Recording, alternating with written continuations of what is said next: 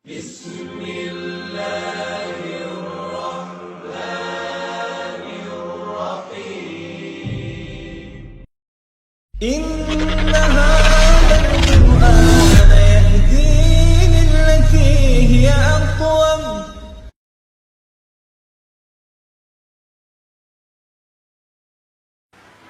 Ma'asyiral muslimin yang dimuliakan Allah Subhanahu wa taala. Sebelum saya menceritakan tentang hubung kait antara Ya'juj dan juga Ma'juj dengan Dzulqarnain, maka saya akan urut kisah ini berdasarkan Al-Qur'an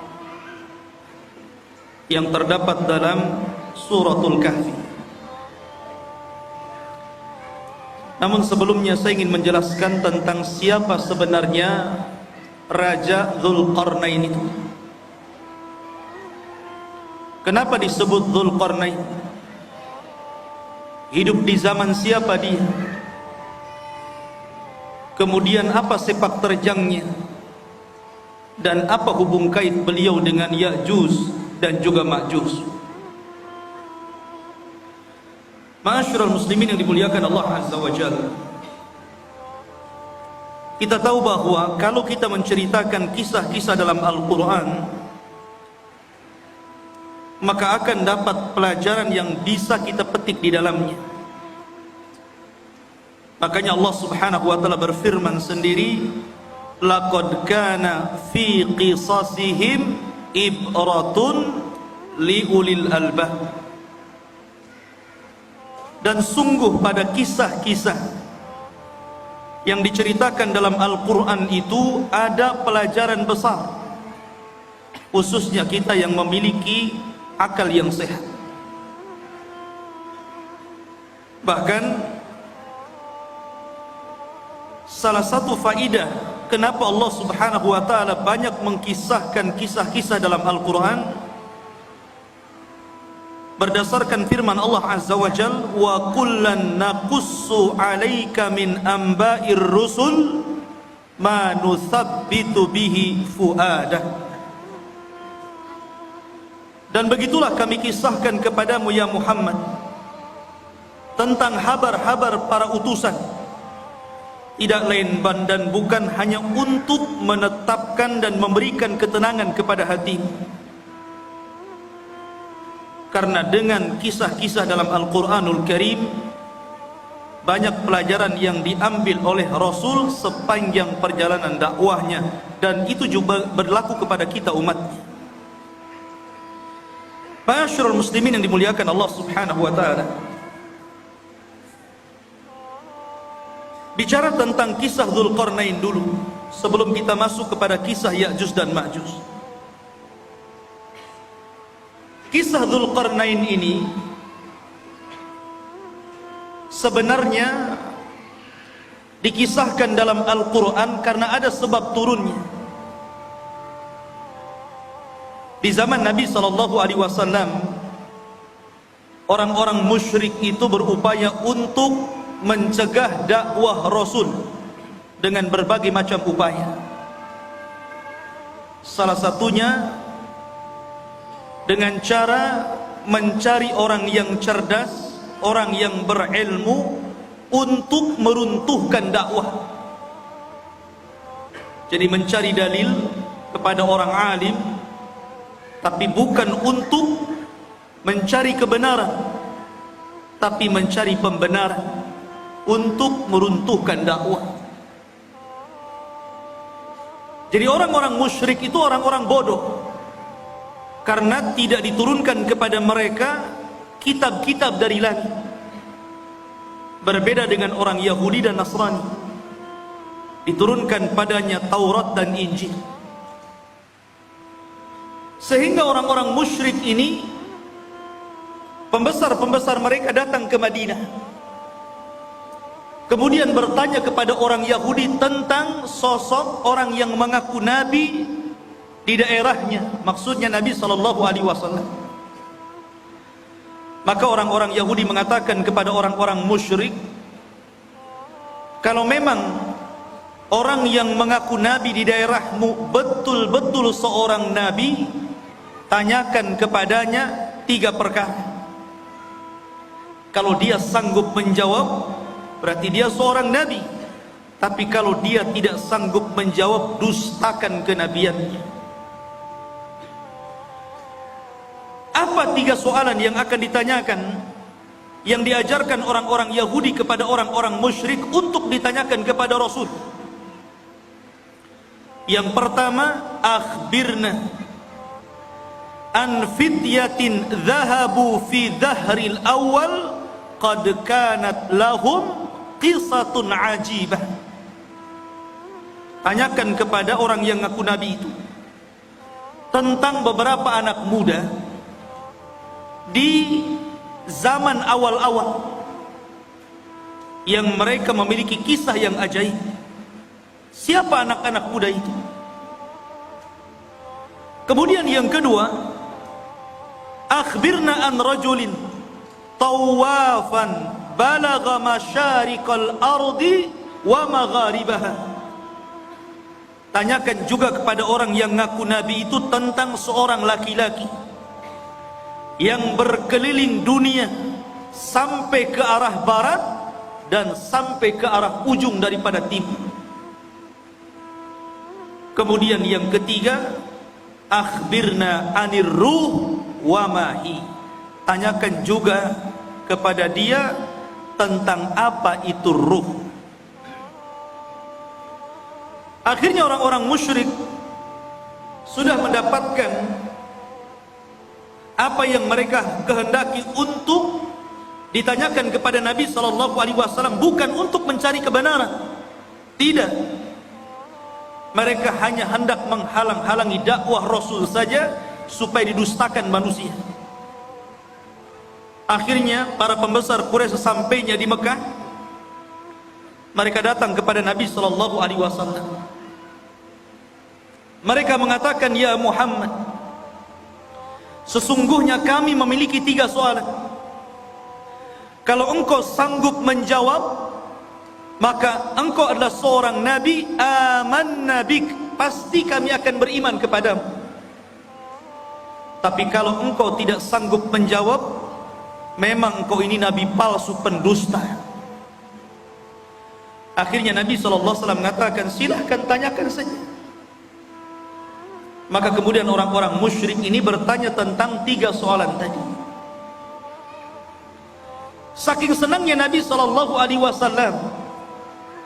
kalau seandainya Rasul bisa menjawab 3 soalan itu, mereka akan beriman. Nabi SAW menjanjikan dengan kata-katanya, sa'ukhbirukum ghadan, besok saya kabarkan jawabannya. Dan Nabi SAW lupa mengatakan insya Allah. Saking senangnya Nabi SAW sampai tidak mengatakan insya Allah, hanya mengatakan baik, besok saya akan jawab pertanyaan. Rupanya gara-gara Nabi SAW tidak mengucapkan insya Allah, akhirnya Allah uji keesokan harinya. Tidak ada Jibril yang datang memberitahu jawabannya. 1 hari, 2 hari, 5 hari, 10 hari, sampai 15 hari. Sehingga mulai orang-orang musyrik menganggap bahwa Nabi ini seorang pendusta, khianat, janji malah diingkari. Dari situlah Nabi SAW sesak dadanya. Akhirnya pada hari ke-15 malaikat Jibril turun dan menurunkan surah Al-Kahfi, dan ini sebagai jawabannya. Adapun anak-anak muda yang berada di zaman awal yang mereka terjerembab dalam gua, mereka adalah Ashabul Kahfi, yang Allah firmankan, am hasibta anna ashabal kahfi warraqim kanu min ayatina ajaba. Apakah engkau mengira bahwa anak-anak muda yang terjerembab dalam Al-Kahfi, gua yang dalam itu, warrokim. Rokim itu papan yang ada nama-nama Ashabul Kahfi, itu disebut Rakim, dan itu tertera di dinding depan gua Al-Kahfi. Dan mereka adalah tanda-tanda kebesaran kami yang luar biasa, yang ajaib. Adapun anak muda yang berkeliling dunia sampai mencapai ujung barat dan ujung timur, ujung selatan dan ujung utara, adalah Dzulqarnain, di mana Allah Subhanahu wa taala berfirman, yas'alunaka an dzil qarnaini qul sa'atlu 'alaikum minhu dzikra. Mereka bertanya-tanya kepadamu tentang siapa Dzulqarnain. Kata Allah, katakan ya Muhammad kepada mereka, saya akan cerita, saya akan bacakan kepada kalian sedikit dari cerita Dzulqarnain.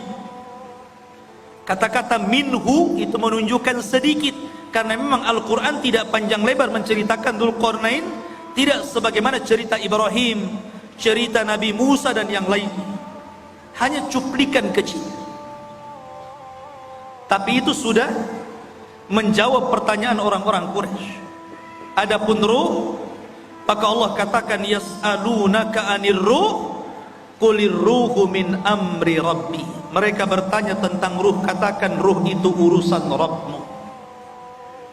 Karena ruh itu sampai hari ini walaupun teknologi sudah canggih, nggak ada yang bisa mendeteksi ruh itu seperti apa.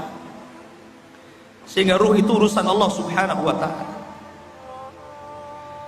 Dari sini ikhwatu fiddin dimuliakan Allah Azza wa Jalla, sebab cerita Dzulqarnain itu dari sebab turunnya ayat ini dari pertanyaan orang-orang Quraisy.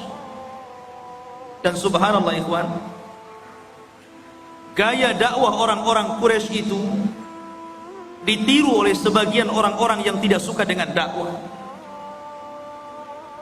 Terkadang ada orang jahil, dia ingin menghancurkan dakwah. Caranya apa? Bertanya kepada orang alim, tetapi yang tidak sepakat dengan orang alim yang hendak dijatuhkannya. Dia hanya minta fatwa saja. Setelah dapat fatwa bukan diamalkan, tapi untuk menjatuhkan lawan. Makanya banyak orang-orang alim yang alimnya itu bukan untuk memperbaiki manusia, terkadang untuk memecah belah manusia. Dan mereka adalah ulama su', ulama-ulama yang jelek. Ma'asyiral muslimin yang dimuliakan Allah Azza wa Jalla, cerita tentang Dzulqarnain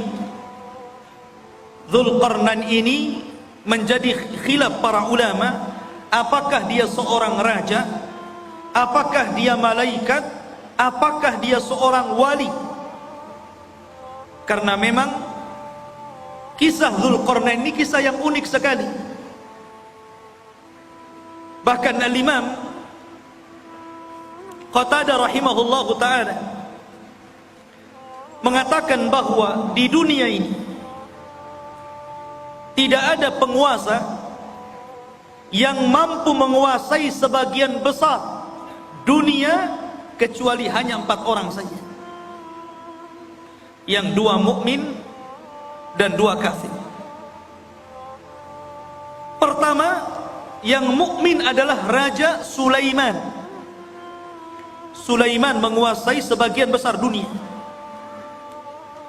Kemudian yang kedua, Dzulqarnain. Adapun yang kafir, yang pertama adalah Namrud, dan yang kedua Bukhtun Nasr. Ada yang mengatakan Al-Iskandar Al-Maqduni, tapi yang masyhur adalah Bukhtun Nasr.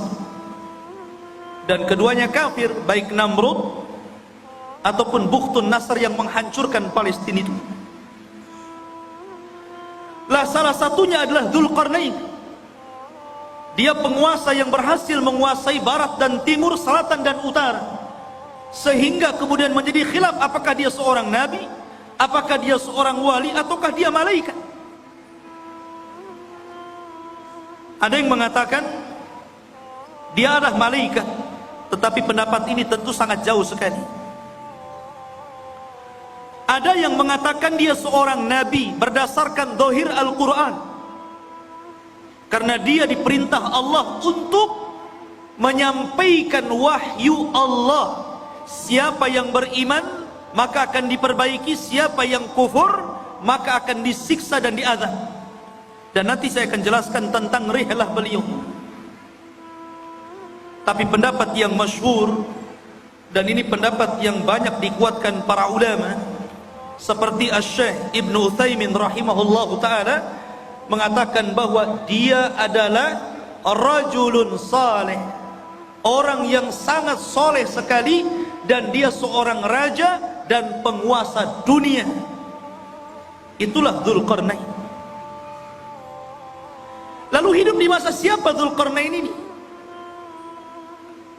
Ada yang mengatakan bahwa Dzulqarnain ini hidup di masa Nabi Khidir, bahwa Khidir pernah berjumpa dengan Dzulqarnain di Baitul Maqdis, kemudian diangkat menjadi menterinya, menjadi penasehatnya. Akhirnya Dzulqarnain pun keliling dunia bersama Khidir. Ada yang berpendapat seperti ini, tetapi pendapat ini dibantah oleh para ulama yang banyak. Apalagi pendapat ini sampai mengatakan Khidir tidak mati sampai hari ini. Kemudian yang kedua, dan ini yang dikuatkan para ulama, juga dikuatkan oleh Imam Ibnu Utsaimin rahimahullahu taala,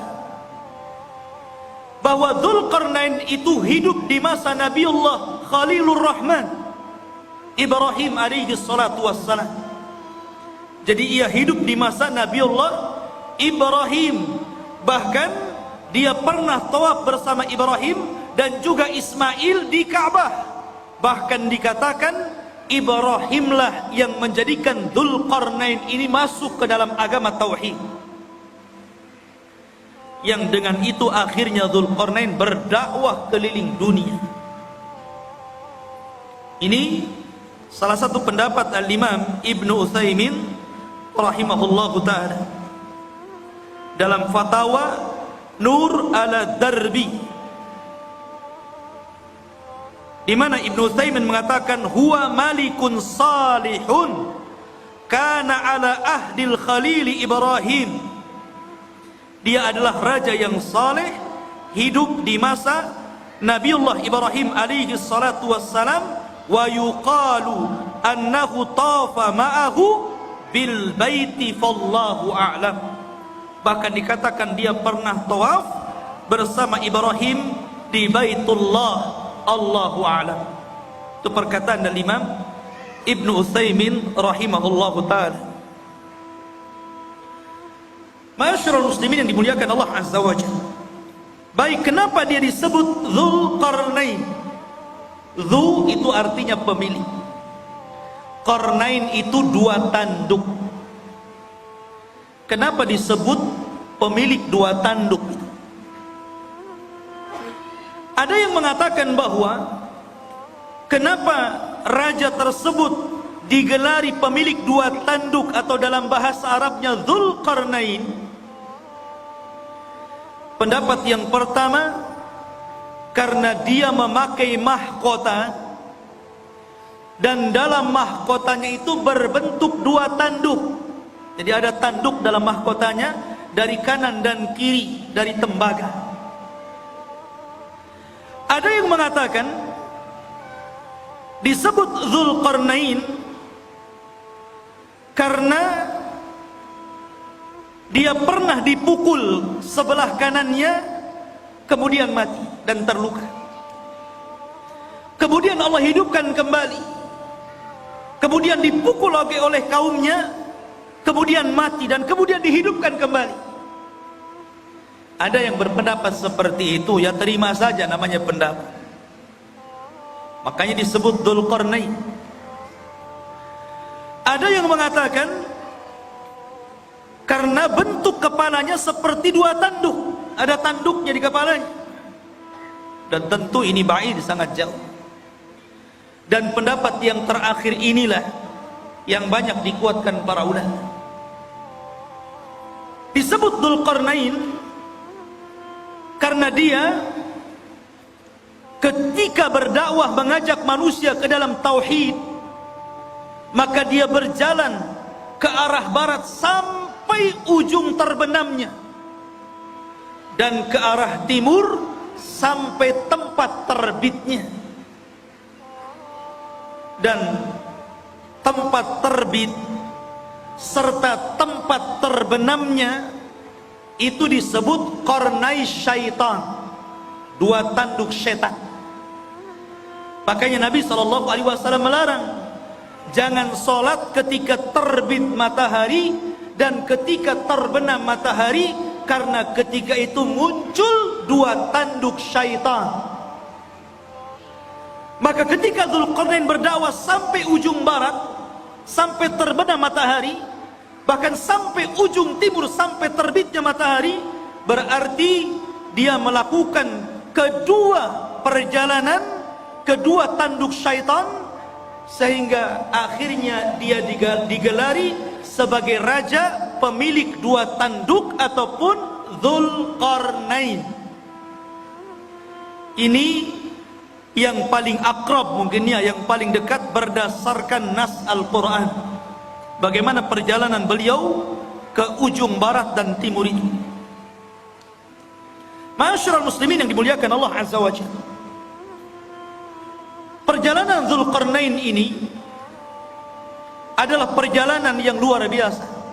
Seorang raja yang seluruh kekayaannya, seluruh hidupnya hanya untuk mengajak manusia kepada tauhid. Makanya kalau kita cerita para raja, saya kira di negeri kita saja cerita para raja banyak ya. Ada Raja Majapahit, ada raja ini, raja itu. Di negeri kita paling banyak cerita raja itu. Kata Syekhul Islam Ibnu Taimiyah rahimahullahu ta'ala, sesungguhnya apabila kita cerita tentang Raja Dzulqarnain, sesungguhnya tidak ada kisah yang lebih indah, yang lebih baik melebihi kisahnya Raja Dzulqarnain, karena banyak ibrah dan pelajaran. Bahkan kisah Dzulqarnain ini sangat menginspirasi bagi dakwah Nabi SAW, karena turunnya cerita Dzulqarnain ini di saat sulit-sulitnya Nabi dalam berdakwah. Jadi ketika Nabi SAW mengalami keperitan dakwah, kesulitan dakwah, tiba-tiba Allah Subhanahu wa ta'ala turunkan ayat dan menceritakan tentang kisah Dzulqarnain, seolah-olah turunnya ayat ini memberikan solusi kepada Nabi SAW dalam dakwahnya. Bahkan disebutkan oleh Safiyur Rahman Al-Mubarakfuri dalam sirah nabinya, ada pelajaran besar. Kenapa kisah Dzulqarnain ini diturunkan kepada Nabi SAW di saat kesulitan Rasul dalam berdakwah? Apa hikmahnya? Beliau mengatakan seolah-olah Allah Subhanahu wa ta'ala menjanjikan kepada Rasul bahwa kelak kekuasaan Rasul sallallahu alaihi wasallam akan sama dengan kekuasaan Dzulqarnain. Ketika Dzulqarnain berkuasa sampai ujung barat dan timur, maka kelak juga apa yang dibawa Nabi sallallahu alaihi wasallam pun akan sampai kepada ujung barat dan timur. Makanya Nabi SAW mengatakan, innallaha zawaliyal ardu fara'aitu masyariqaha wa magharibaha. Sesungguhnya Allah lipatkan bumi, kata Nabi SAW kepadaku, sehingga aku melihat ujung barat dan ujung timur. Padahal Rasul tidak pernah seperti Dzulqarnain ke ujung barat dan timur kan. Rasul tidak pernah ke Indonesia saja, nggak pernah. Tapi Nabi SAW diperlihatkan ujung barat dan timur, seolah-olah kekuasaan Nabi SAW akan sampai ke ujung barat dan ujung timur. Dan itu menjadi sebuah kenyataan. Islam hari ini berada di mana-mana. Di daratan Eropa, Afrika, Asia, semua ada Islam. Ma'asyiral muslimin yang dimuliakan Allah Azza wa Jalla. Itulah hikmahnya tentang kisah ini diturunkan kepada Nabi sallallahu alaihi wa ala alihi wasallam. Adapun tentang nasab beliau, nasabnya Dzulqarnaini. Siapa Dzulqarnaini? Siapa namanya? Keturunan siapa dia? Ada yang mengatakan bahwa Dzulqarnain ini satu di antara raja-raja Yaman. Artinya dia bukan raja di luar daripada Arab, tapi Dzulqarnain itu raja Arab karena berasal dari Yaman. Karena rata-rata raja Yaman itu kalau menggelari rajanya selalu diawali dengan kalimat Dzu, seperti Dzu Nuwas yang pernah menguasai Himyar Yaman, ya. Maka raja-raja yang diawali dengan kalimat Dzu berarti menunjukkan raja itu adalah raja Yaman, dan dia keturunan dari kabilah Qahtan, dan kabilah Qahtan itu keturunan daripada Nabiullah Daud alaihi salatu wassalam. Dan ini pendapat yang kuat, karena banyak orang-orang yang kemudian meneliti, membaca, berusaha untuk menggali siapa Dzulqarnain itu, sehingga kemudian muncul katanya Dzulqarnain itu adalah seorang raja yang pernah hidup di Cina, dan tembok yang dibangun untuk mengurung Ya'juj dan Ma'juj itu ya tembok Cina itu. Ada yang berpendapat seperti itu, sehingga kemudian orang-orang mengatakan Ya'juj dan Ma'juj itu orang Cina karena temboknya di sana, ya. Satu. Ada yang mengatakan bahwa Dzulqarnain itu satu raja yang pernah menguasai Persia. Dan ada juga yang mengatakan bahwa Dzulqarnain adalah Iskandariyah Al-Maqduni Al-Yunani, murid daripada Aristoteles, seorang pencetus filsafat Yunan. Dan ini ada ulama yang mengatakan seperti ini, dan ini banyak sekali yang mengatakan bahwa Dzulqarnain itu adalah Iskandariyah Al-Maqduni Al-Yunan yang pernah menguasai Cina, menguasai India, kemudian juga pernah menguasai Persia dan Romawi. Jadi kekuasaannya besar Iskandariyah Yunan ini, Al-Maqduni. Tapi pendapat ini dibantah para ulama. Salah satunya adalah Al-Hafidh Ibnu Hajar rahimahullahu ta'ala membantah. Kenapa? Karena jarak antara munculnya Raja Dzulqarnain dengan Iskandariyah Al-Maqduni Al-Yunan ini jauh sekali. Iskandariyah ini datang setelahnya 2000 tahun, karena dia hidup di zaman yang dekat dengan Isa bin Maryam, dan dia adalah murid daripada Aristoteles. Yang kedua bantahannya, Al-Iskandariyah Al-Maqduni atau Al-Yunan ini dia seorang kafir, tetapi Dzulqarnain adalah raja yang beriman, bukan raja kafir. Yang ketiga, Dzulqarnain orang Arab. Adapun Iskandariyah Al-Maqduni Al-Yunan bukan orang Arab, tapi orang Mesir. Dan inilah yang kemudian dikuatkan oleh Al-Hafidh Ibnu Hajar, Al-Hafidh Ibnu Katsir, dan juga Al-Imam Ibnu Taimiyah rahimahullahu ta'ala membantah pendapat bahwa Dzulqarnain itu adalah Raja Iskandariyah Al-Maqduni Al-Yunan, karena itu hidup di zaman mendekati Isa bin Maryam. Sementara pendapat yang kuat sebagaimana dikemukakan oleh Al-Imam Ibnu Utsaimin bahwa Dzulqarnain itu hidup di masa Ibrahim. Enggak ketemu. Dari sini Dzulqarnain Raja Iskandaria lah. Tidak ada hubung kait antara Iskandaria dengan Dzulqarnain. Ada sebuah asar dari turjumanul Quran Abdullah bin Abbas radhiyallahu an, walaupun asar ini fihi nazar, ada pandangan para ulama bahwa usia dakwah daripada Dzulqarnain itu 500 tahun, 500 am. 500 tahun dia berdakwah. Dan wajar, karena usia zaman dulu kan panjang-panjang, lain dengan usia umat sekarang. Pakai di zaman itu pernah ada seorang wanita menangisi anaknya yang meninggal. Dia menangis di kuburan karena meninggal anaknya. Saking sayangnya kepada anaknya, dia menangis di kuburan. Akhirnya dikatakan kepada ibu tersebut, "Kenapa Anda menangis wahai ibu?"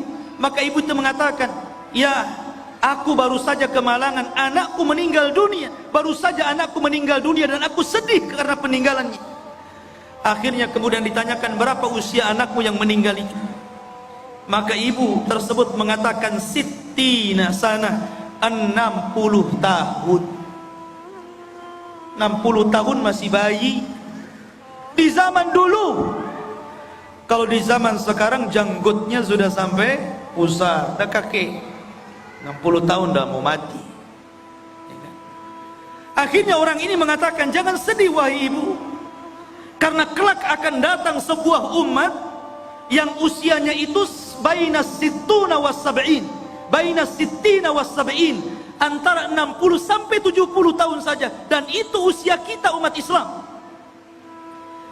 Maka sang ibu tersebut sontak saja kaget dan merasa heran dan mengatakan, "Lau a'tanillahu umrahum," kalau Allah berikan umur mereka yang 60 tahun kepadaku, aku akan jadikan 60 tahun itu untuk sekali sujud kepada Allah Subhanahu wa ta'ala.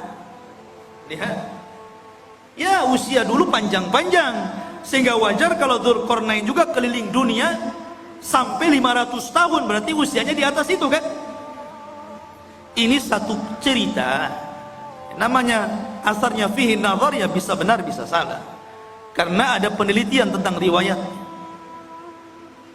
Karena dalam Al-Quran sendiri tidak disebutkan secara detail, ya. Karena boleh jadi karena tidak ada manfaat penyebutannya.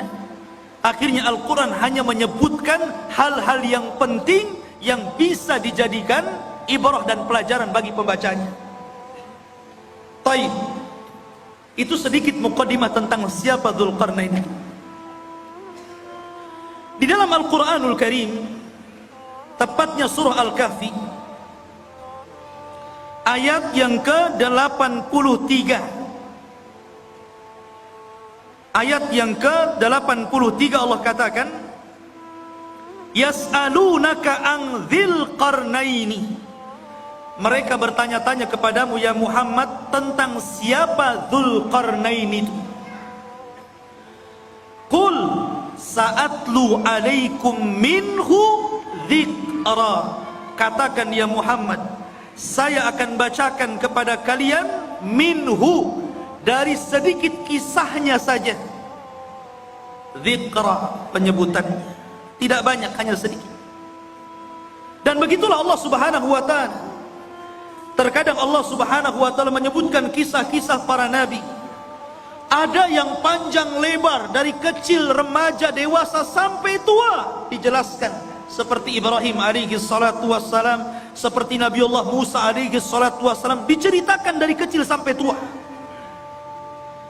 Ada yang diceritakan secara global saja. Salah satunya adalah kisah Dzulqarnain, hanya cuplikan saja.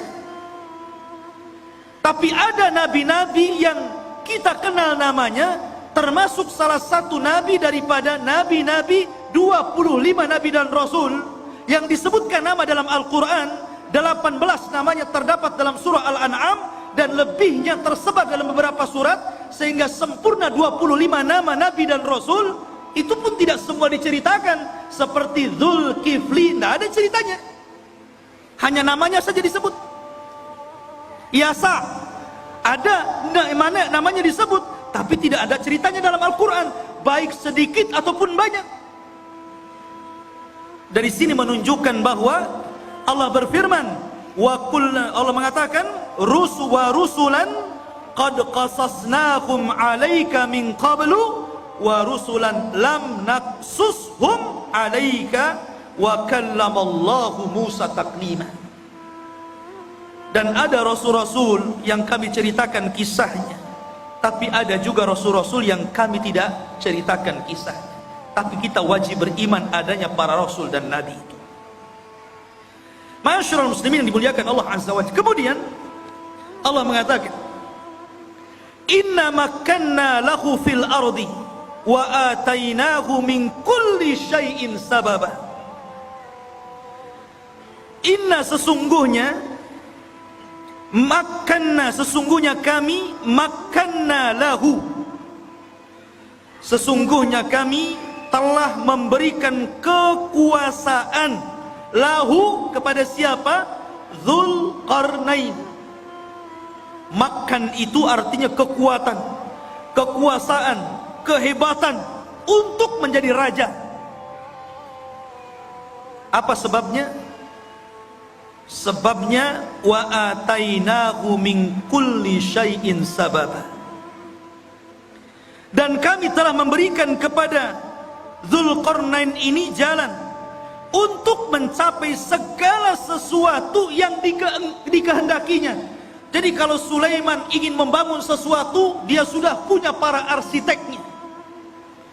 Kalau dia ingin menyerbu sebuah kaum, sudah siap para tentara-tentaranya. Kalau dia ingin membuat pengairan, kalau di Batam mungkin kayak ATB gitu kan, sudah ada ahli airnya. Kalau ingin membuat jalan, sudah ada ahli jalannya. Kalau ingin membuat persenjataan, sudah ada ahli senjatanya. Pokoknya segala sesuatu yang dikehendaki Dzulqarnain ada jalannya, dan Allah Subhanahu wa taala berikan kepada Dzulqarnain untuk kepentingan dakwah. Nih yang menjadikan Allah makkanna lahu fil ard. Kami berikan kekuasaan yang besar di permukaan bumi kepada Dzulqarnain itu. Dan ini sebuah pelajaran bahwa kalau seorang penguasa ingin berkuasa dengan kuat dan tidak bisa ditumbangkan, maka dia harus mengikuti firman Allah Azza wa Jal, wa atainahu min kulli syai'in sababa. Dia harus punya orang-orang pakar-pakar, harus dekat dengan dia.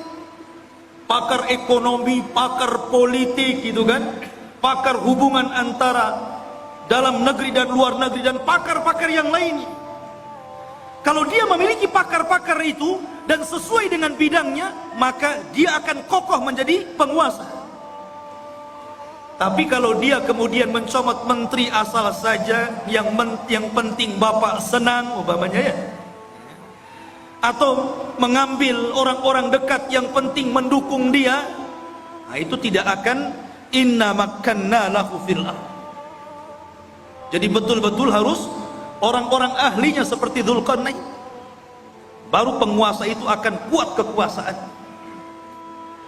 Kemudian Allah mengatakan fa'atba'a sababa, maka mulailah Dzulqarnain mengikuti satu jalan. Ingat, perjalanan Dzulqarnain dalam berdakwah ini banyak sekali. Tapi Al-Quran hanya menceritakan 3 perjalanan dakwahnya saja, karena ini yang paling vital, yang paling penting, dan banyak pelajaran yang kita bisa petik, khususnya bagi anda para penguasa. Karena ini seorang raja.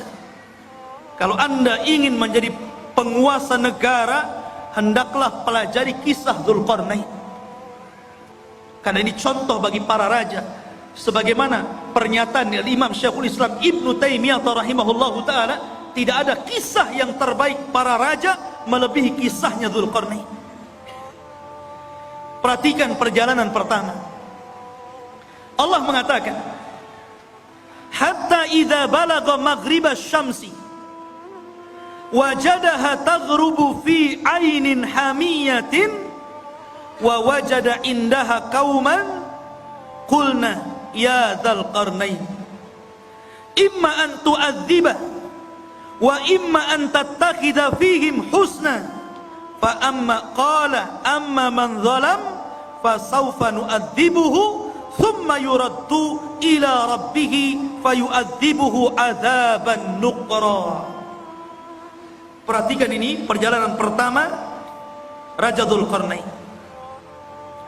Hingga apabila dia telah sampai ke tempat terbenam matahari. Ketika dia sampai ke mana? Ainin. Ain itu maksudnya lautan. Hamiyatin maksudnya yang bentuknya seperti lumpur hitam.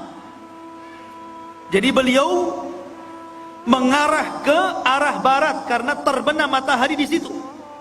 Terbenam matahari di mana? Di barat. Pertama kali perjalanan Dzulqarnain ke mana? Ke arah barat. Dia berjalan ke arah barat. Dan di sini Allah mengatakan ainin hamiyah. Maksudnya lautan yang menghitam seperti lumpur hitam. Karena begini ikhwan, matahari itu awalnya putih, kemudian semakin mengarah ke barat menjadi kuning, kemudian semakin tenggelam menjadi merah, kemudian ketika tenggelam menjadi hitam karena muncul malam. Itulah disebut ainin hamiyah. Dan disitulah ujung daripada barat karena sudah tidak ada jalan lain. Sudah ujungnya, selebihnya nggak ada tanah lagi, lautan semuanya. Lah Dzulqarnain sampai di ujung barat. Disitulah Dzulqarnain. Ikhwan, ini Dzulqarnain itu berjalan ke sana kemari hanya untuk memperbaiki. Dan ini percontohan penguasa, percontohan presiden, percontohan seorang raja. Walaupun Dzulqarnain itu sudah kaya raya, kaya harta, kaya jabatan, kaya pasukan, buat apa lagi? Sudahlah, duduk-duduk saja, kan begitu. Sekarang saja seperti itu, baru menjabat maaf, baru sekelas wali kota atau bupati saja gitu kan. Kadang-kadang kalau safar kemana-mana tidur saja. Udah sampai, sudah. Dia nggak tahu jalannya bolong, ada polisi tidurnya, jalannya rusak tuh nggak tahu nih. Harusnya jangan tidur, lihat, wah ini jalan perlu diperbaiki, ini jalan nggak bagus nih. Kemudian melewati desa-desa, ini kayaknya ada ketertinggalan, harus dimajukan nih. Harusnya seperti itu. Ya. Lah Dzulqarnain ini, dia kalau masuk ke sebuah desa dan desa itu ada ketertinggalan, dimajukan. Apa yang kalian butuhkan? Kalian butuh kedokteran? Kami letakkan di para dokter, ajarkan mereka kesehatan. Kalian perlu untuk pembangunan, nih saya letakkan arsitek, ajari mereka bagaimana cara membangun rumah dan gedung. Jadi sifatnya seperti itu. Dzulqarnain ini hanya memperbaiki. Kalau sudah baik tempat tersebut, daerah tersebut, diletakkan orang-orangnya, kemudian dia jalan lagi sampai akhirnya sampai di ujung barat, ketemu sebuah kaum yang tidak punya agama, kaum yang zalim, dan tidak ada kezaliman yang paling besar melainkan kesyirikan. Kaum yang sangat pendosa, melakukan keharaman, pencuri, pembunuh. Lah Dzulqarnain ini mendapatkan kaum di arah barat seperti itu. Makanya Allah mengatakan di dalam ayat ini, ya Dzal Qarnaini, wahai Dzal Qarnain, wahai Raja Dzulqarnain, imma an tu'adzib wa imma an tattakhidha fihim husna. Terserah engkau. Apakah engkau mau menghukum orang-orang jahat ini, orang-orang zalim ini, orang-orang yang tidak beriman ini, ataukah engkau ingin berbuat baik kepada mereka? Terserah. Maka Dzulqarnain mengatakan, amma man zalam, adapun orang yang zalim, adapun orang yang menyekutukan Allah, yang suka membunuh, yang suka mencuri, yang suka melakukan keharaman, fasaufa nu'adzibuhu, kami akan azab dia, kami akan hukum dia, thumma yuraddu ila rabbih, setelah itu kami serahkan kepada Rabbnya, fayu'adzibuhu adzaban nuqra, kelak Rabbnya akan mengadab boleh jadi lebih dahsyat dibandingkan adabku kepada mereka. Tetapi sebaliknya, wa amma man amana wa amila salihan falahu jazaan al-husna wa sanaqulu lahu min amrina yusra. Adapun yang nurut dengan perintahku, akhirnya beriman, beramal saleh, maka mereka akan mendapatkan balasan yang baik, dan kami katakan kepadanya, dari perkara kami mudahkan segalanya. Jadi kalau memang dia mengikuti dakwah Dzulqarnain, mau mentauhidkan Allah, mau melakukan amal saleh, mau melakukan amal kebaikan, dan mengikuti arahan-arahan Dzulqarnain, maka Dzulqarnain akan membangun qaryah tersebut, daerah tersebut akan dibangun, akan difasilitasi, akan dibangun dan ditebarkan pendidikan, dakwah, pembangunan dan yang lainnya. Itulah Dzulqarnain. Dia tidak diam, dia jalan-jalan ke sana kemari, dan itu salah satu sifat seorang penguasa. Harus jalan-jalan melihat kondisi rakyatnya. Lihat Ibnul Khattab, Umar Ibnul Khattab, malam-malam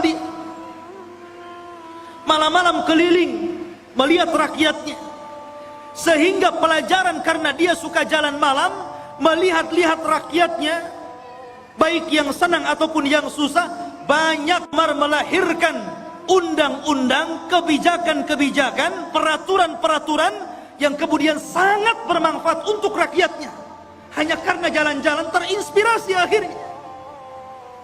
Ya, seperti itu. Dan Umar kalau jalan-jalan melihat rakyatnya tidak bawa wartawan, tidak diliput. Besoknya keluar Umar jalan-jalan menyambangi kaum muslimin yang ada di sini, bagi-bagi sembako. Nggak ada. Umar tidak masuk media. Lain dengan penguasa sekarang ya. Masuk parit saja ada wartawan. Ma'asyiral muslimin yang dimuliakan Allah Subhanahu wa taala. Begitulah seorang raja jalan ke sana kemari. Inilah yang pertama perjalanan siapa? Dzulqarnain ke arah barat. Baru kemudian Allah mengatakan, summa atba'a sababa. Baru kemudian Dzulqarnain berjalan ke arah lain. Ke arah mana? Allah mengatakan, hatta idza balagha matli asy-syamsi, sampai ketika Dzulqarnain sampai di arah terbitnya matahari. Kalau tadi terbenam kan, matahari kan terbenam itu dari atas bawah sampai terbenam, seolah-olah matahari masuk ke dalam laut. Tidak. Matahari itu tidak mengelilingi bumi. Bukan berarti dia masuk ke arah laut kemudian mengelilingi bumi sampai muncul di arah timur. Tidak. Sebagaimana pelajaran yang ma'ruf antum pelajari di sekolah-sekolah, matahari tidak mengelilingi bumi. Matahari itu menghadap Allah, sujud kepada Allah hampir-hampir. Dia tidak diizinkan untuk terbit dari arah timur, dan hampir-hampir terbit dari arah barat. Dan kalau sudah demikian, maka kiamat telah dekat. Lah Dzulqarnain sampai di ujung matahari terbit, akhir artinya arah timur, karena terbitnya matahari itu di timur. Disitulah kata Allah berfirman, wajadaha tatlu ala qaumin lam naj'al lahum min duniha sitra. Subhanallah. Maka kemudian ketika dia menempuh jalan dia mendapatkan sebuah kaum sekelompok umat yang kami tidak menjadikan bagi mereka sesuatu yang melindunginya dari cahaya matahari. Umat yang sangat terbelakang, nggak punya rumah, nggak berpakaian. Seperti mungkin di zaman sekarang kalau orang-orang primitif gitu ya, orang-orang yang hidup di daerah Amazon, jangan jauh-jauh ke Amazon ya, di Indonesia saja banyaknya. Seperti ada seorang dai yang belusukan ke hutan-hutan di daerah timur itu ya, akhirnya masuk Islam gara-gara pakai sabun. Itu pernah ceritanya dengar ya, masuk Islam gara-gara sabun. Gak pakai baju. Lah Dzulqarnain ketemu umat yang seperti itu gak pakai baju, mungkin hanya pakai koteka saja gitu ya, dan subhanallah gak punya rumah. Kaum itu gak ada rumah, mereka tidur sembarangan gitu kan, kadang di bawah pohon, gak punya rumah. Bukan berarti tidak bisa membangun rumah, belum sampai ilmu kepada mereka bahwa mereka itu perlu rumah dan bagaimana cara membangunnya, nggak tahu itu masalahnya. Dan mereka juga tidak pakai baju, tidak pakai celana, auratnya tampak. Bukan berarti sebelum orang-orang itu sebelumnya manusia telanjang, tidak. Karena Nabi yang pertama kali mengajari untuk menjahit siapa? Nabi Idris. Dialah Nabi yang pertama kali mengajari umat untuk menjahit pakaian. Nabi Idris. Tapi bukan berarti sebelum Idris sampai kepada Adam telanjang, tidak. Pakai baju juga, cuman mereka bajunya ditempel-tempel, ditali-tali gitu saja, tidak dijahit. Lah di zaman Idris itulah mulai ada jahitan, mulai dijahit sininya, dijahit sananya, sampai hari ini berbagai macam ragam, sampai muncul tailor-tailor kan gitu. Tapi yang pertama kali menjahit siapa? Idris. Lah di zaman Dzulqarnain ini ada kaum dari arah timur itu nggak pakai apa-apa, auratnya nampak, nggak punya rumah, kasihan ya. Kemudian kadzalika wa qad ahadna bima ladaihi khubra. Kadzalika, begitulah sesungguhnya ilmu kami meliputi segala apa yang ada padanya. Maknanya akhirnya Allah Subhanahu wa taala menjelaskan bagaimana Dzulqarnain diberikan kemampuan oleh Allah untuk memperbaiki umat ini. Pelan-pelan Dzulqarnain mengajarkan bagaimana cara membuat rumah, kemudian bagaimana cara berpakaian, kemudian diajak untuk beriman kepada Allah. Akhirnya mereka pun beriman kepada Allah lewat dakwah Dzulqarnain. Dari sini menunjukkan bahwa kekuasaan itu dicapai untuk dakwah. Jangan antum memilih penguasa kalau tidak ada kepentingan kepada agama. Itu catatannya.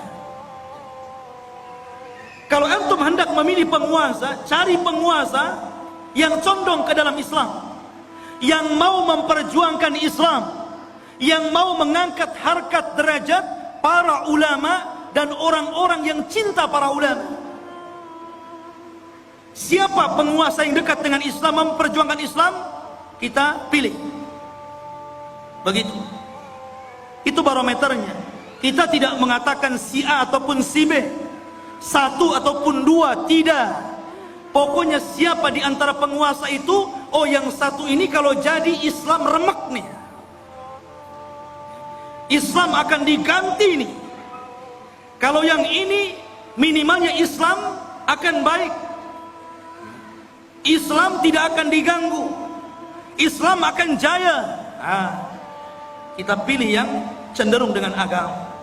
Karena memang kekuasaan itu alat untuk berdakwah. Itulah Dzulqarnain dijadikan alat kekuasaannya untuk berdakwah dalam rangka mentauhidkan Allah, mengajak manusia ke jalan Allah Subhanahu wa taala. Harusnya seperti itu. Kemudian yang ketiga, dan ini inti pembahasan kita, Allah Subhanahu wa taala berfirman, thumma atba'a sababa. Kemudian Dzulqarnain memilih jalan yang selanjutnya, setelah ke barat, kemudian ke timur, sekarang ke utara atau ke selatan. Tapi Allah tidak mengatakan utara atau selatannya, antara dua arah itu. Cuman Allah mengatakan hatta idza balagha baina saddaini wajada min dunihima qauman la yakaduna yafqahuna qaula. Hingga apabila Dzulqarnain sampai di antara dua buah gunung yang sangat tinggi dan besar, dia mendapati di hadapannya sebuah kaum yang hampir-hampir kaum itu tidak paham apa yang diucapkannya, gak ngerti bahasanya itu, aneh bahasanya. Mungkin bahasa kita ini bahasa planet, ngomong apa nih, saya gak paham. Kita aja di Indonesia, kadang-kadang dialognya orang Jawa dengan orang Medan itu beda kan? Beda, kadang-kadang orang Medan gak paham bahasa Jawa, orang Jawa gak paham bahasa Medan. Sampai saya dengar iklan di radio itu kan aneh-aneh. Beli es pak, kata orang Jawa, sampun telas. Iya segelas katanya. Bilang sampun telas, dibilang satu gelas. Boten enten, ya pakai santen gitu. Wong Medan, oh kok tahu kamu saya orang Medan gitu. Ya. Kadang-kadang nggak nyambung tuh. Itu dialog Jawa dengan Medan nggak nyambung tuh. Sampai dijelaskan oleh Imam Ibnu Katsir dalam Bidayah wan Nihayah, sampai Dzulqarnain itu untuk memahami bahasa orang itu memerlukan 10 penerjemah. Dari satu bahasa ke bahasa berikutnya, dari bahasa berikutnya, sampai 10 bahasa, 10 penerjemah. Baru Dzulqarnain paham, oh iya maksudnya apa, baru tahu dia. Bahasanya susah dipahami. Ya. Rupanya Dzulqarnain paham keinginannya. Apa keinginannya? Dikemukakan dalam Al-Quran.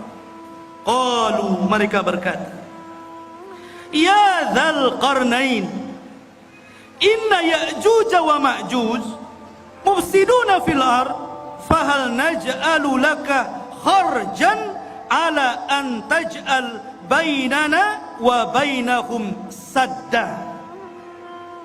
Ini keinginannya, dan ini erat kaitannya dengan kisah Ya'juj dan Ma'juj. Dan inilah kisah Dzulqarnain yang ada hubungannya dengan kita kaum muslimin.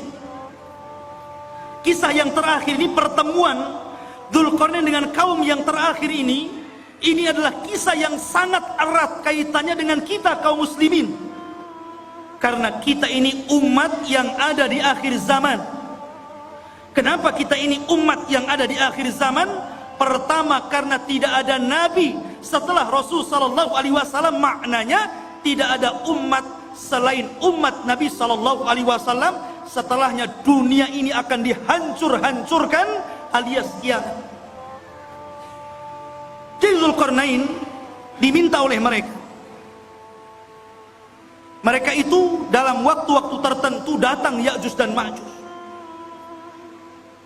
Mereka membuat kerusakan, membunuh, membantai, merampok, memperkosa, melakukan anarkis. Mereka brutal, mereka bengis. Makanya kelak di akhir zaman, fitnah Ya'juj dan Ma'juj itu berbeda dengan fitnah Dajjal dan fitnah keluarnya binatang dari perut bumi. Kalau Dajjal fitnahnya apa? Fitnahnya agama. Dia dikeluarkan oleh Allah itu untuk memfitnah agama kita, karena dia awalnya ngaku nabi, berakhir ngaku Tuhan. Dajjal tidak akan membunuh kita kalau kita menuhankan dirinya, kecuali kalau kita kufur kepada ketuhanan Dajjal, baru dia bunuh kita. Tapi kalau kita beriman kepada Dajjal, justru disenangkan sama Dajjal. Antum mau apa? Diberi oleh Dajjal. Adapun fitnahnya binatang melata yang akan keluar dari perut bumi, dia tugasnya hanya stempel saja. Ketemu orang kafir, distempel jidatnya, distempel hidungnya, kemudian gosong, menunjukkan alamat dia kafir. Ketemu orang yang beriman, distempel dahinya bercahaya, menunjukkan dia mukmin. Ketika itu tidak ada nama, semua dilupakan dari namanya. Saya Abu Hurairah, saya nggak tahu siapa saya. Sehingga akhirnya orang itu hanya menyebutkan dari tanda yang ada di mukanya, mukmin dan kafir, dan tidak tersinggung. Ya. Mau kemana min gitu? Oh, mau ke sawah fir. Itu saja. Gak tersinggung. Kalau sekarang dikafir-kafirkan orang tersinggung. Enak saja kau kafir-kafirkan saya. Tapi zaman itu tidak. Lah fitnahnya Ya'juj dan Ma'juj itu beda. Ini brutal ini. Dia hanya taunya merusak bumi saja, membunuh dan membunuh. Bahkan di akhir zaman bukan hanya membunuh, tapi memakai bangkai orang yang dibunuhnya, kanibal. Jadi dahsyat fitnahnya ini.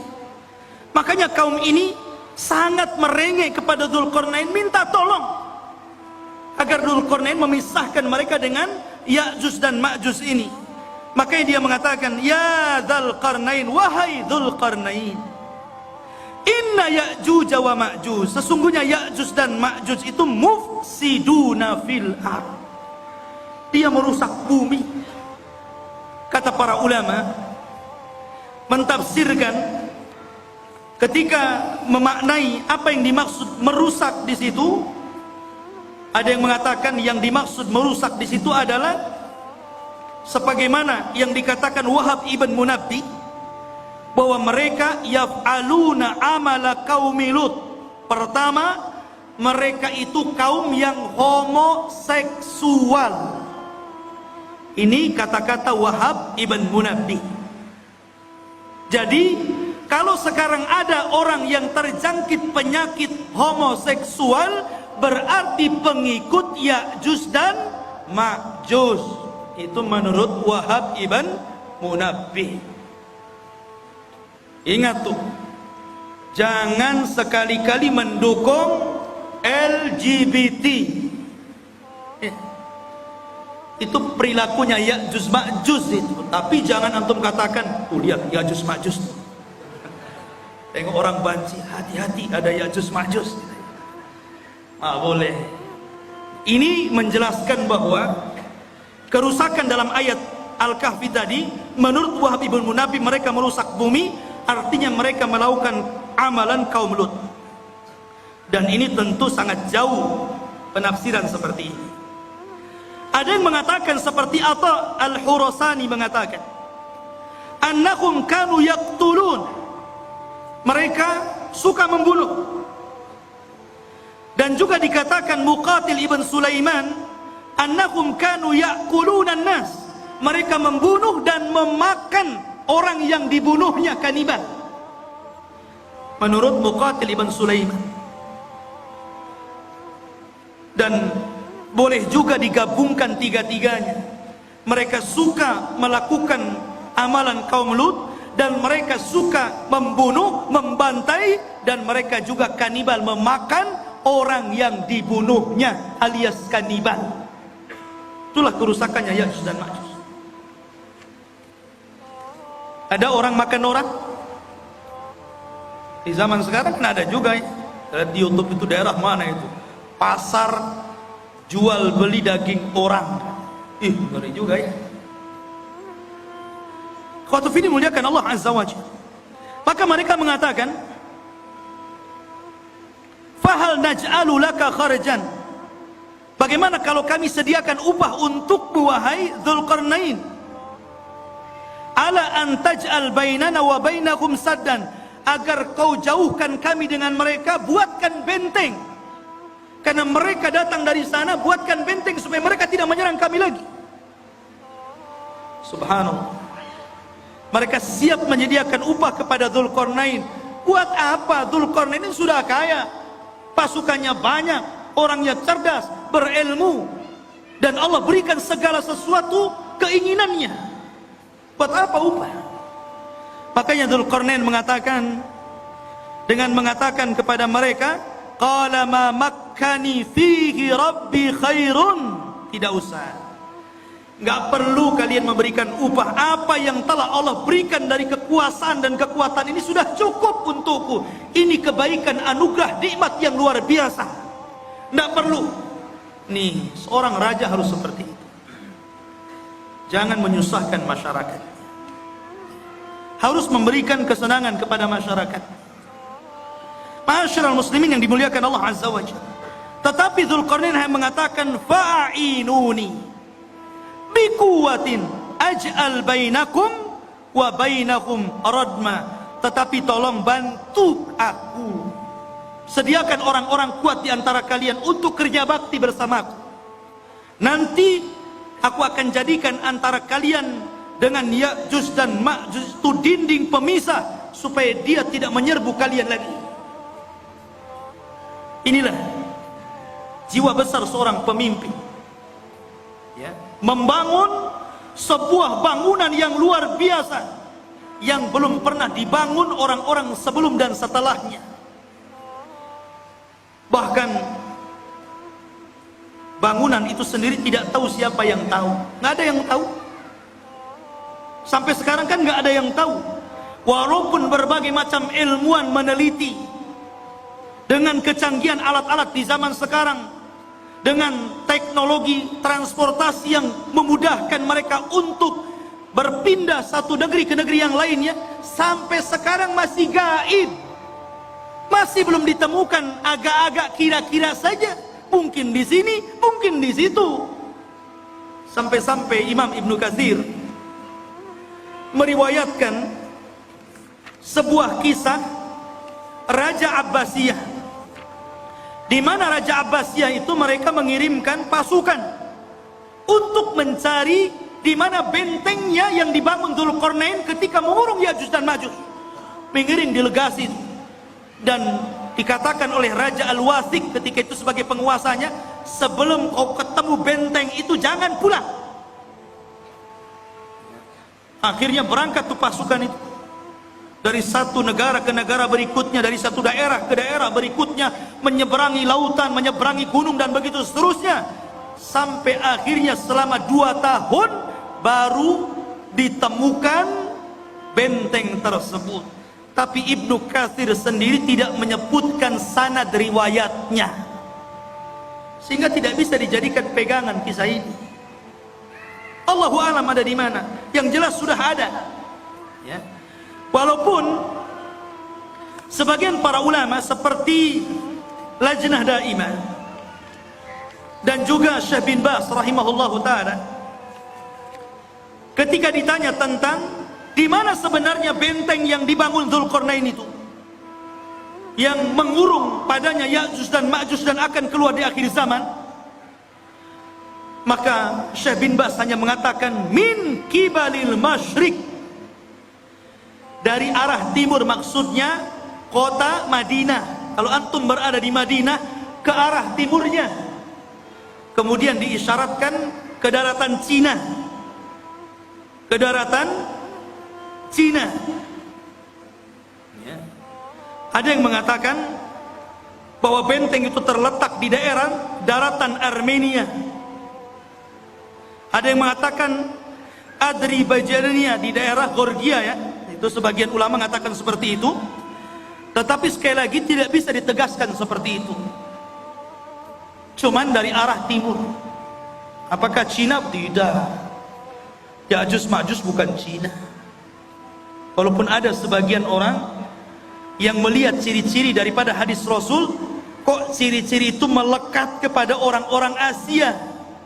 Orangnya pendek, mukanya bulat, matanya sipit. Jangan-jangan saya bulatnya. Bukan.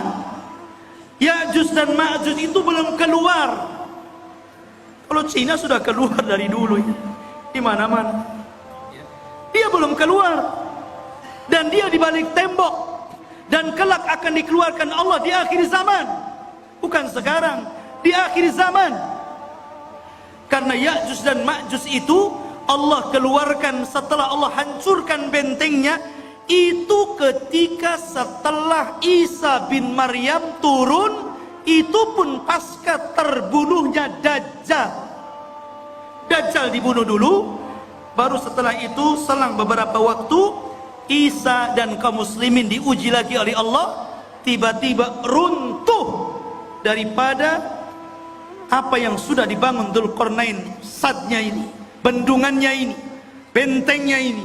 Akhirnya dari situ, min kulli hadabin yansilun, maka mereka keluar dari benteng itu seperti bah yang turun dari bukit, saking banyaknya gitu.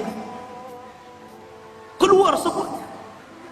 Karena dalam riwayat Abdullah bin Umar radhiyallahu an, di antara mereka Ya'juj dan Ma'juj itu dikisahkan bahwa tidak mungkin mati seorang Ya'juj dan Ma'juj itu kecuali kalau seandainya mereka telah mendapatkan 1000 keturunan baru mati. Ya.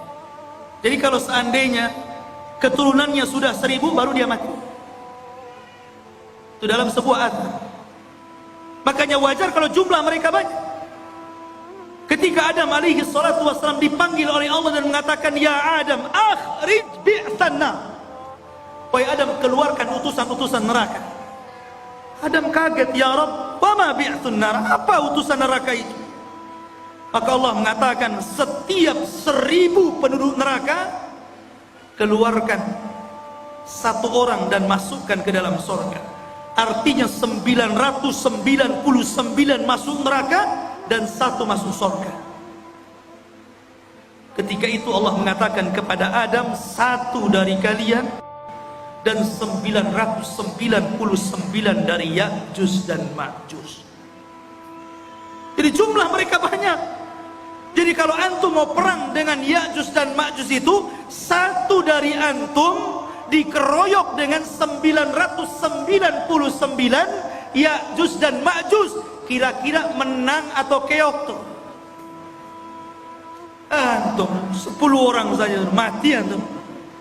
Apalagi 999 lawan 1 kan gitu. Lain kalau antum lawannya pakai rudal. Kalau tangan kosong nggak mungkin antum. Tapi di zaman itu nggak ada rudal, nggak ada nuklir. Semua kembali kepada peralatan manual, pedang, panah, tombak, kuda, unta, sehingga susah melawan mereka. Dan itulah apa yang disabdakan Rasul, akan muncul sebuah kaum yang tidak bisa engkau perangi. Makanya wahai Isa, selamatkan kamu dan selamatkan sebagian dari yang selamat dari kaum muslimin, bersembunyilah di bukit Tur. Akhirnya Isa pun menyembunyikan diri dan kaum muslimin di bukit Tur. Dzulqarnain ini akhirnya membuat benteng yang sangat kokoh sekali. Kemudian sifat bentengnya dijelaskan. Atuni zubural hadid hatta idza sawa baina as-sadafaini qala anfuhu hatta idza ja'alahu naran qala atuni ufrid alaihi qitra. Maka Dzulqarnain berkata, berikanlah kepadaku potongan-potongan besi, sehingga apabila besi itu telah sama rata dengan kedua puncak gunung, seolah-olah main las, kayak orang las itu kan. Besi itu dibuat, ditancap-tancapkan, kemudian dilas satu dengan yang lainnya, sehingga menjadi sebuah benteng. Kemudian ketika tinggi besi itu sama dengan gunungnya, berkatalah Dzulqarnain, tiupkanlah api. Hingga apabila besi itu sudah menjadi merah seperti api, dia pun berkata, berikanlah kepadaku tembaga yang mendidih, agar kutuangkan ke atas besi panas tersebut. Kokoh sekali. Inilah dinding yang tidak bisa dijebol. Sampai Ya'juj dan Ma'juj sendiri gak bisa jebol dinding itu. Di zaman Nabi SAW, Rasul pernah mendengar sebuah gelegar suara yang menggelegar. Kata Sofia, kata Nabi kepada Sofia, wahai Sofia, tahukah kamu suara apa ini? Kata Sofia mengatakan, tidak tahu, Allah dan Rasulnya yang tahu. Kata Nabi, itulah suara bentengnya Ya'juj dan Ma'juj. dan dia berhasil melubangi. Kemudian Rasul menyebutkan seperti ini, dia sudah bisa melihat kita dari lubang seperti ini. Jadi Ya'juj dan Ma'juj itu sudah bisa melubangi seperti ini, kata Rasul, ngeker dari dalam. Ini Abu Fulan, ini Abu Fulan, ya. Dikeker. Dan subhanallah, karena kokohnya benteng itu, Ya'juj Ma'juj itu setiap hari melubangi untuk keluar dari situ. Jadi kalau di pagi hari dia datang dengan kumpulan-kumpulan arsitek khusus yang melubangi gua itu dari kalangan Ya'juj dan Ma'juj, mereka ngebor tuh dengan alat yang mereka punya. Ketika sudah kecapean gitu kan, hampir mereka sedikit lagi, dan waktu sore mereka kemudian kembali ke rumahnya. Besoknya bolongan itu balik lagi ke asalnya, dan seperti itu hampir mereka putus asa karena tidak bisa melubangi dan tidak bisa keluar dari gerbang. Sampai akhirnya di akhir zaman, ketika pemimpin Ya'juj dan Ma'juj itu hendak memimpin untuk melubangi dan keluar dari benteng itu, kata pemimpinnya, besok kita akan kerja lagi, insya Allah. Pemimpinnya diilhamkan untuk mengucapkan insya Allah. Subhanallah, ketika pemimpinnya diilhamkan untuk mengucapkan insya Allah, jebol benteng itu. Akhirnya mereka keluar, sehingga ketika mereka turun dari bukit itu dan mengarah ke Palestina, kemudian yang pertama mendarat di sebuah danau Tiberias atau danau Buhairah. Diminum itu kelompok yang pertama paling depan, yang tengah dan yang belakang. Ketika sampai di danau itu sudah nggak kebagian air, dan mereka mengatakan, kan tadi masih banyak, kenapa sudah habis, katanya. Saking banyaknya. Padahal danau itu bisa menghidupi jutaan jiwa yang ada di sana. Tapi sekali teguk gelombang yang pertama, habis ludas saking banyaknya Ya'juj dan Ma'juj. Lihat bagaimana kuasa Allah Azza wa Jalla. Maka Allah mengatakan, famastata'u an yadharuhu wa mastata'u lahu naqba. Qala hadha rahmatun min rabbi fa idza jaa wa'du rabbi ja'alahu dakkan wa kana wa'du rabbi haqqan. Maka di sini Allah Subhanahu wa taala mengatakan, Zulkarnain berkata dalam ayat ini, famastata'u lahu an yadharuhu. Ya'juj dan Ma'juj itu tidak mungkin sanggup untuk menghancurkan benteng itu. Tidak sanggup, karena yang menghancurkan atas izin Allah kan. Jadi tidak ada yang sanggup kecuali Allah Azza wa Jalla, dan itu pun atas kehendak Allah Subhanahu wa taala. Makanya Zulkarnain mengatakan, hadza rahmatun min rabbi, ini semua karena rahmat Allah Subhanahu. Dengan kecerdasan Zulkarnain, kebesaran Zulkarnain, banyaknya pasukan yang dimiliki Zulkarnain, ilmu yang dikuasai Zulkarnain, tetap dia mengatakan ini rahmat dari Allah. Ya, tawadu, rendah diri, masih mengakui rahmat ini datang dari Allah. Jangan seperti Qarun yang mengatakan innama utitu min ilmin indi, kekayaan ini datang dari ilmu yang saya miliki, katanya. Jangan seperti Qarun. Dzulqarnain tetap mengatakan ini rahmat dari Allah Subhanahu wa taala. Ma'asyiral muslimin yang dimuliakan Allah Azza wa Jalla, itulah kilasan daripada cerita Dzulqarnain. Sedikit kita cerita tentang Ya'juj dan Ma'juj.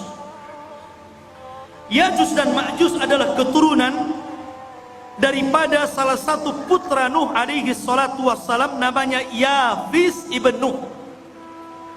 Nuh memiliki 4 putra, Ham, Syam, Yafis, Kan'an. Tapi Kan'an kafir dan tidak masuk ke perahu, akhirnya mati diterjang ombak dan tufan. Sehingga yang selamat adalah Ham, Syam, dan Yafis. dari keturunan Syam inilah lahir para nabi dan rasul. Dari keturunan Ham ini lahirlah orang-orang yang berkulit hitam. Dan dari keturunan Yafis inilah lahir bangsa Asia, salah satunya kabilah Ya'juj dan Ma'juj. Salah satu dari keturunan kabilah Yafis adalah Ya'juj dan Ma'juj, dan semuanya masuk neraka. Tidak ada yang masuk surga. Ya, karena mereka diciptakan untuk membuat fitnah, sama dengan Dajjal. Ya. Ma'asyiral muslimin yang dimuliakan Allah Azza wa Jalla, kalau kita tahu bahwa Ya'juj dan Ma'juj adalah keturunan Yafis ibn Nuh, dari sini maka kita katakan Ya'juj dan Ma'juj itu manusia, bukan binatang, apalagi tumbuh-tumbuhan. Dia manusia dan bukan jin. Karena sebagian para ulama mengatakan sebagaimana dinukilkan oleh sebagian para ulama, seperti dikatakan Ka'ab al-Akhbar. Ka'ab al-Akhbar ini seorang ulama yang masuk Islam di zaman Umar ibn al-Khattab. Kunyahnya Abu Ishaq, dan dia banyak menukilkan ilmu ahli kitab, dan dia banyak diterima riwayatnya. Ada beberapa riwayat yang ditolak karena Israiliyat. Salah satu kisah Israiliyatnya, Ka'ab al-Akhbar mengatakan bahwa Ya'juj dan Ma'juj itu terdiri dari 3 golongan. Kelompok yang pertama tingginya seperti Syajaratul Aruz. Syajaratul Aruz, pohon aruz ini pohon yang sangat tinggi, seperti pohon mangga yang ada di Lubnan. Jadi Ya'juj dan Ma'juj itu raksasa karena tinggi, seperti pohon aruz kata, yang ada di Lubnan, ma'ruf, setinggi pohon kelapa gitu. Jadi kalau muncul sekali nginjak kayak gempa, blok blok blok gitu. Itu satu golongan. Yang kedua, ada dari Ya'juj dan Ma'juj itu kelompok yang beda. Dia memiliki tingginya 4 hasta dan lebarnya 4 hasta. 1 hasta itu 1/2 meter. Kalau 4 hasta berarti 2 meter. Tingginya 2 meter, lebar badannya 2 meter. Kotak. Ya kan? Tinggi 2 meter, badan 2 meter, 4 persegi namanya. Ya. Sepompong. Kemudian yang ketiga, katanya dia adalah makhluk yang memiliki 2 telinga yang lebar. 1 telinganya untuk mencari mangsa, dan 1 telinganya untuk selimut badannya ketika tidur. Saking lebar telinganya itu. Semana itu bentuk. Ini satu pendapat dari Ka'ab al-Akhbar. Ada juga pendapat dari Abdullah bin Abbas radhiyallahu an mengatakan, Ya'juj dan Ma'juj itu bukan besar, tapi dia orang kerdil. Ada satu kelompok itu tingginya cuma 1 jengkal, ada yang 2 jengkal, paling tinggi 3 jengkal. Segini, tinggal ditendang saja. Itu satu pendapat. Tapi yang jelas bahwa ini hanya ijtihad para ulama. Pendapat yang kuat kita mengambil berdasarkan zahir hadis. Ketika Nabi SAW menjelaskan tentang ciri-cirinya, bahwa dia adalah dzulful unub, pesek hidungnya, sigharul uyun, sipit matanya, kemudian wujuhuhum kal mijanil mutraqa, wajahnya seperti tameng bulat gitu kan. Kemudian juga disyaratkan seperti bangsa Turuk, bangsa orang-orang Mongol. Kalau kayak kita lah persis mukanya, ya kan? Jadi dia manusia, ya, bukan seperti yang diceritakan Ka'ab al-Akhbar atau riwayat daripada Ibnu Abbas radhiyallahu anhu. Tapi dia manusia yang akan keluar, tapi manusia kanibal, manusia beringas, manusia sadis, barbar. Ya. Oh, jadi dia taunya membunuh saja. Makanya ketika benteng itu dihancurkan, maka mereka menyerbu setiap kampung. Ya ummul arda, mengelilingi bumi sampai mungkin ke Batam juga tuh. Ya tuh. Ya. Itu semua orang-orang di luar jenisnya itu dibunuh, dibantai. Sehingga ketika itulah Allah memerintahkan kepada orang-orang yang beriman dan Nabi Isa alaihi salatu wassalam agar bersembunyi saja, jangan dilawan karena tidak akan menang. Sehingga ketika Ya'juj Ma'juj merasa mereka sudah membantai seluruh umat manusia yang ada di bumi, dan mereka merasa sudah yakin membantai semuanya, mereka pun sombong dan mereka mengatakan, qad qatalna man fil ard sanaqtuluhu man fis sama. Kami sudah membunuh orang yang ada di bumi, sekarang giliran kau yang ada di langit, sekarang ku bunuh kalian, katanya. Akhirnya mereka mengarahkan tombak dan panahnya ke langit. Kemudian dilesatkan tombak dan panahnya itu, subhanallah, merupakan sebuah tanda-tanda kebesaran Allah. Sekarang ikhwan, kalau antum lempar panah ke langit, sampai mana kekuatan antum melempar itu? Walaupun rudal sekalipun, sampai mana coba? Ada batasnya kan? Tapi oleh Allah sengaja disedot panah itu. Jadi panahnya itu terus disedot sengaja sampai ke dalam awan, sampai dah nggak kelihatan lagi. Dari situ Allah kembalikan panah dan tombak, dan sengaja ujung-ujungnya seolah-olah dilumuri darah, seolah-olah orang yang di langit sudah mati. Akhirnya ketika panah dan tombak itu kembali ke bumi, yakin mereka sudah membunuh orang yang di langit dan orang yang di bumi. Lengkaplah kesombongan mereka. Dari situlah, karena kesombongan mereka lah akhirnya Allah subhanahu wa ta'ala menghancurkan mereka. Dengan cara apa? Berperang? Tidak ada sanggup yang memerangi. Tapi Allah kalau menghancurkan sebuah kaum, bagi Allah itu mudah. Ketika Allah menghancurkan orang-orang yang hendak menghancurkan Ka'bah dari Abrahatul Asram dan pasukan gajahnya, cukup mengirim burung laut. Ketika Allah subhanahu wa ta'ala memberikan azab kepada orang-orang yang kufur, yang disebutkan dalam surah Al-Kahfi, pemilik dua kebun, yang kebun itu kayak sorga. Kalau masuk ke kebun itu bawa keranjang, tidak perlu dipetik keluar, masuk kebun keluar sudah penuh keranjangnya. Kayak sorga, kufur mereka. Akhirnya Allah mengadab kaum tersebut dengan cara apa? Mengutus tikus sebesar kucing. Ada tikus sebesar kucing? Ada. Tikus Jakarta. Bukan, antum jangan kotor otaknya. Tikus-tikus got itu kan gede itu ya. Antum tahu tikus got itu? Itu kalau ketemu kucing-kucingnya yang lari. Ya. Jadi dikeluarkan tuh tikus-tikus, menggerogoti apa? Sad Ma'rib, bendungan Sungai Ma'rib digerogoti. Akhirnya hancur bendungan itu. Kemudian airnya melulantakkan sebuah negeri yang sangat subur, negeri Sabah itu.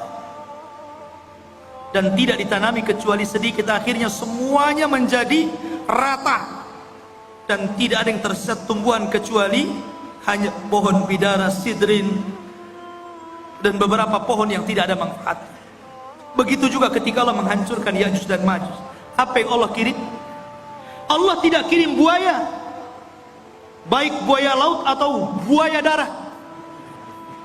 Allah tidak kirim harimau, Allah tidak kirim gajah, tapi Allah kirim ulat, nagab, dud. Itu yang dikirim. Ketika Ya'juj dan Ma'juj tertidur di malam hari, rupanya Allah kirim ulat, kemudian masuk ke dalam tengkuknya. Ketika ulat itu masuk ke dalam tengkuknya dan menjadi virus dalam badannya, tiba-tiba satu Ya'juj dan Ma'juj mati dan meninggal dunia, seperti antum mematikan gardu listrik, satu mati, mati semuanya. Ya kan? Jadi satu Ya'juj Ma'juj mati, mati semua. Subhanallah. Ya. Tetapi yang kerepotan Nabi Isa, cemana membuang bangkainya setiap satu jengkal ada di permukaan bumi. Akhirnya kemudian Isa berdoa agar Allah membersihkan bangkai-bangkainya. Dikirimlah burung seperti burung-burung unta, sebesar burung-burung unta itu, sebesar unta, dikirim. Kemudian diambil jasadnya dan dilempar entah berantah di mana, di laut mana. Dan ketika itu banyak binatang-binatang yang memakan makanan daging bersyukur kepada Allah Azza wa Jalla. Mereka menjadi kenyang dan gemuk karena banyak bangkai Ya'juj dan Ma'juj di mana-mana. Akhirnya setelah dibuang oleh burung-burung tersebut, Allah menurunkan hujan karena barakah doanya Nabi Isa. Dengan hujan itu akhirnya mengguyur langit, bumi yang kotor dengan bangkai, sisa-sisa bangkai darah dan nanahnya, dan dibuang ke lautan. Akhirnya bumi menjadi subur kembali, dan Isa pun hidup beberapa tahun setelahnya. Dan itulah kehidupan yang paling indah sepanjang kehidupan manusia.